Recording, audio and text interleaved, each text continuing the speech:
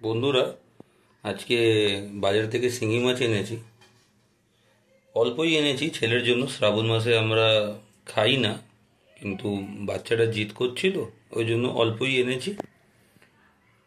আজকে একদম সহজ সরলভাবে, মানে আমাদের ঘরে যেভাবে শিঙি মাছ বাচ্চাদেরকে খাওয়ানো হয় সেটা আপনাদেরকে আমি দেখাচ্ছি। একটু পরিষ্কার করে নিতে হবে, ঠিক আছে? খুব সাধারণ রেসিপি, ঠিক আছে? তাও খুব ইচ্ছে হলো কি আজকে ইউটিউবে শেয়ার করব বলে এটা ভিডিওটা আজকে করছি। সামান্য জিরা, সামান্য রসুন আর হলদে, যেরকম নুন হলদে লাগিয়ে রাখা হয়। আর এটা একটু পাতলা ঝোল টাইপের রেসিপিটা হয়। আর হালকা গোলমরিচ, এর মধ্যে চাইলে কাঁচা কলা বা পেঁপে এগুলো আপনারা অ্যাড করতে পারেন। এটা আমাদের মানে দেশের বাড়ি থেকেই এই রেসিপিটা হয়। এটা রুগীদের জন্য, বয়স্কদের জন্য, বাচ্চাদের জন্য খুবই উপকারী একটা রেসিপি। সামান্য মশলা এইভাবে শিলের মধ্যে বেটে নেবেন আর নুন হলদে লাগিয়ে মাছটাকে ম্যারিনেট করে দেবেন। এই রেসিপিটা খুবই সামান্য রেসিপি। এটা সবাইকে মানে পছন্দ নাও আসতে পারে, কিন্তু এটা খুবই উপকারী একটা প্রোটিনযুক্ত টনিক ফুড বলতে পারেন। জিরাটাকে পিষে নিতে হবে। তেলটা গরম করে নিয়ে মাছগুলো দুটোকেই ভালো করে একটু কড়া করে ভেজে নেবেন। ভেজে এটাকে বের করে নেবেন। মাছগুলো ভেজে বের করে নেওয়ার পর লেসুন আর যে জিরাটা আপনারা বেটে রেখেছিলেন, বেটে রাখা ছিল, সেটা আমরা দিয়ে দিলাম কড়াতে। এর মধ্যে একটুখানি হলদে দিয়ে দিতে হবে, নুন দিয়ে এর ঝোলটাকে তৈরি করে নিতে হবে।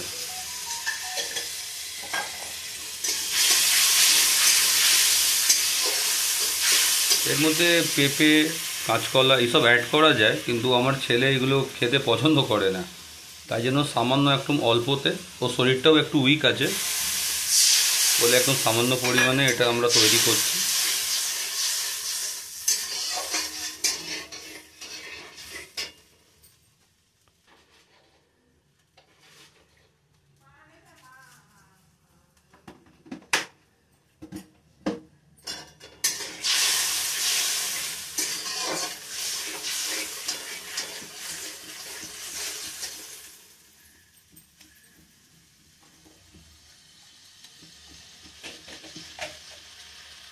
একটু গোলমরিচ গুঁড়ো অ্যাড করে দিতে পারেন, একটু ফ্লেভারটা আসবে, আর কিছু না।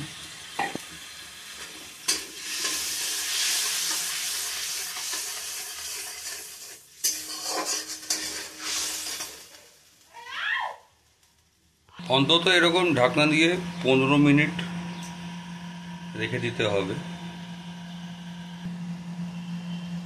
এখন 2-3 মিনিট মশলাটাকে ভালো করে ঢেকে ভেজে নেওয়া হচ্ছে। টোটাল প্রসেসটা করতে 15 মিনিট মতো আর সময় লাগবে।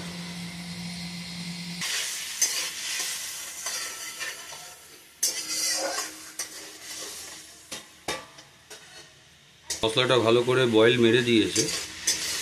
এর মধ্যে এবার আমরা জল অ্যাড করে নেব।